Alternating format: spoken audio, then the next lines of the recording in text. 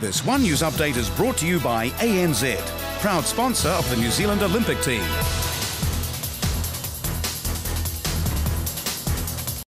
Gay people are tonight a step closer to saying I do and being legally married. It'll give them the same rights as heterosexual couples and opens the door to adoption. But it's set to spark fiery debate in Parliament like the civil union legislation 8 years ago. Shortly, we've more on that from political editor Corin Dann. But first, Aaron Soma with the move being applauded in the gay community. Des Smith and John Jolliffe made history when they became New Zealand's first gay couple to celebrate a civil union. And this is what New Zealand should be about, is cherishing equality. The Marriage Amendment Bill is, they say, another step forward. The bill recognises marriage of same-sex, transgender and intersex couples, giving them the same rights as heterosexuals. And that would then pave the way for joint adoption by those couples. It's going to be much easier for young gay people, those who realise they're gay early in life, that they are equal.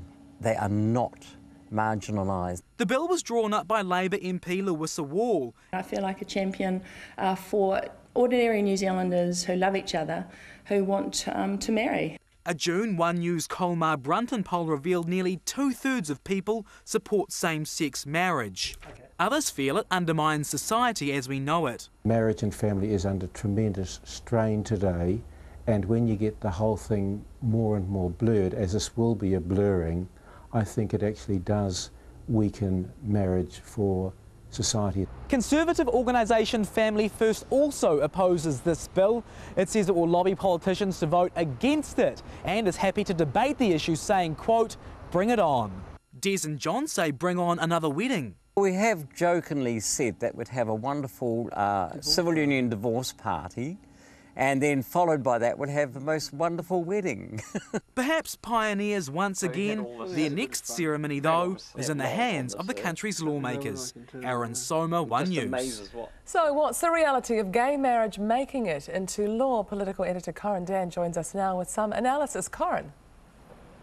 Yes, good evening, everybody. Look, the chances of this getting through right through into law are by no means that's certain. There's a big fight looming over this, but what we can say is that it's likely to go through to Select Committee. It'll pass that first vote. It seems the numbers are there. That's significant because once it's at Select Committee, then of course it can have public submissions, so expect a pretty fiery debate when that happens. Now, it's important to remember, of course, that these types of issues are moral issues, so they are usually voted with on conscience, so it's an MP's conscience vote and they don't vote on party lines. So expect a lot of MPs to come under huge pressure in the coming weeks and be lobbied as to which way they're going to vote. We think a vote could be as early as September.